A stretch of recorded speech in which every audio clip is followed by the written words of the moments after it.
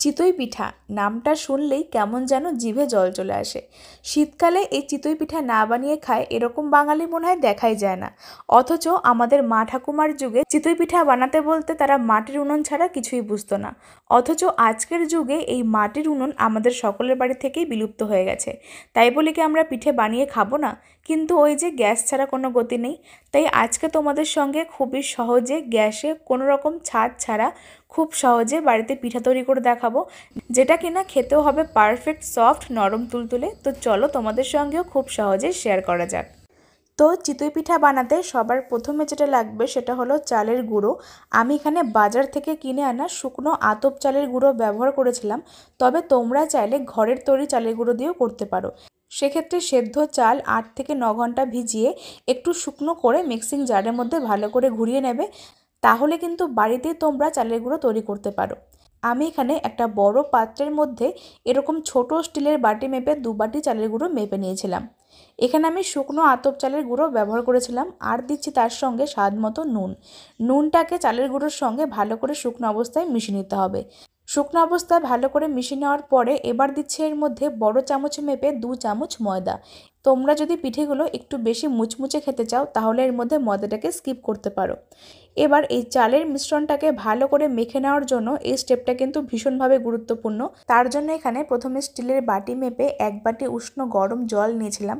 আমি এখানে জলটা এরকম অল্প অল্প করে মেপে দেব, তাহলে কিন্তু পারফেক্ট তোমরা একটা সফট ডো বানাতে পারবে আর পিঠে বানাবার জন্য একটা ভালো ব্যাটার তৈরি করতে পারবে। আর জলটা এর মধ্যে অল্প অল্প করে দেব, তারপরে শুকনো অবস্থাতে ভালো করে মিশিয়ে নিতে হবে।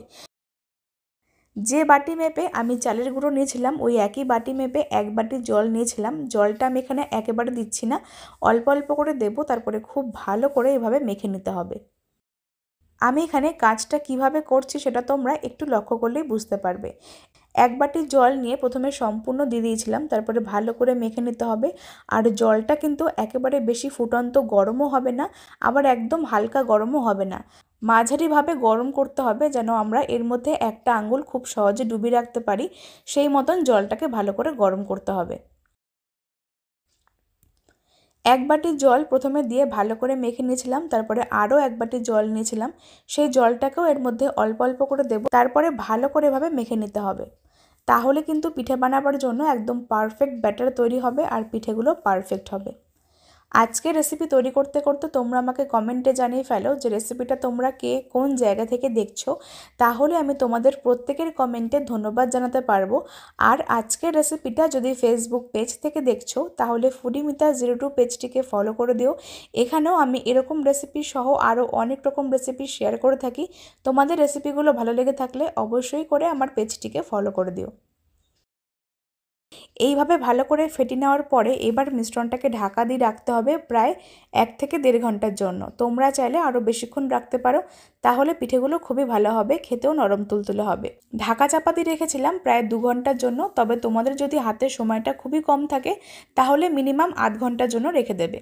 2 ঘন্টা পরে আমি ঢাকাটা তুলে নিচ্ছি, আর দেখতেই পাচ্ছ মিশ্রণটা কিন্তু অনেকটা বেশি ঘন হয়ে গেছে। এই সময় আমি একটা হ্যান্ড হুইস্কার দিয়ে ভালো করে ফেটিয়ে নিয়েছিলাম মিশ্রণটাকে। এবার চিতই পিঠা বানাবার জন্য কিন্তু মিশ্রণটাকে পাতলা করতে হবে, তা না হলে কিন্তু পিঠেগুলো শক্ত হয়ে যাবে। তার জন্য আমি এখানে আরও অল্প অল্প করে জল দিয়ে মিশ্রণটাকে পাতলা করব। আর পরে যখন আমরা জলটাকে অ্যাড করব পাতলা করে নেওয়ার জন্য, তখনও কিন্তু এর মধ্যে উষ্ণ গরম জলটাই ব্যবহার করব। আর আমাদের এখানে এই ব্যাটারটা তৈরি করতে প্রায় 3 থেকে 3.5 বাটি জল লেগেছিল। চিতই পিঠে বানাবার জন্য অবশ্যই পিঠের ব্যাটার কিন্তু পাতলা তৈরি করতে হবে, তা না হলে পিঠের ভেতরে জালির সৃষ্টি হবে না আর পিঠেগুলো তুলতুলে সফট হবে না। এবার পিঠেগুলো বানিয়ে নেওয়ার জন্য আমি এখানে এরকম একটা লোহার কড়াই নিয়েছি। পিঠে বানাবার জন্য প্রথমে কড়াইটাকে খুব ভালো করে ধোয়া ওঠা গরম করতে হবে, তারপরে ফ্লেমটাকে মিডিয়াম টু হাইতে রেখে অল্প করে তেল ব্রাশ করতে হবে। এবারে এই ব্যাটারের থেকে 1 হাতা ব্যাটার দিয়ে খুব ভালো করে ঢাকাটাকে দিয়ে দিতে হবে, যেন ভেতরের বাতাসটা কোনোভাবে বাইরে না বেরিয়ে যায়।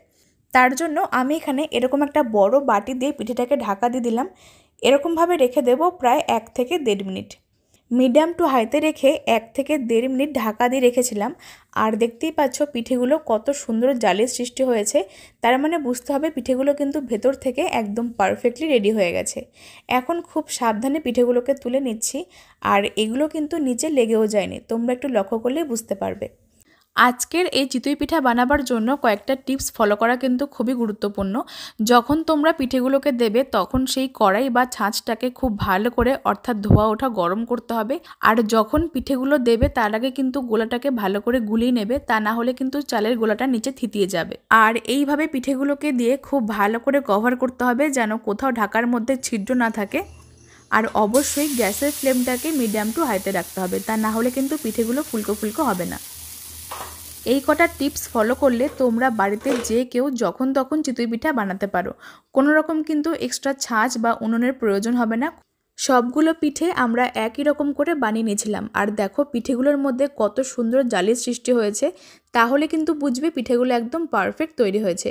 এরকম চিতই পিঠা বাড়িতে বানিয়ে নিয়ে শীতকালে তোমরা অন্য যে কোনো আইটেম দিয়ে পরিবেশন করো, অথবা শীতকালে গুড় দিয়েও পরিবেশন করতে পারো। এক কথায় খেতে জাস্ট ফাটাফাটি। তো বন্ধুরা, আমার আজকের রেসিপি তোমাদের কাছে ভালো লেগে থাকলে লাইক, কমেন্ট আর শেয়ার করতে ভুলো না। রেসিপিটা ফেসবুক পেজ থেকে দেখলে ফুডি মিতাস 02 পেজটিকে ফলো করে দিও। আর যদি ইউটিউব থেকে দেখছো তাহলে মিতাস ফুড জোন চ্যানেলটিকে সাবস্ক্রাইব করে পাশে বেল আইকনটা প্রেস করে দিও। তো চলো আজকের মতন আমি এখানেই বিদায় নিচ্ছি। তোমরা সবাই খুব ভালো থেকো, সুস্থ থেকো। ধন্যবাদ।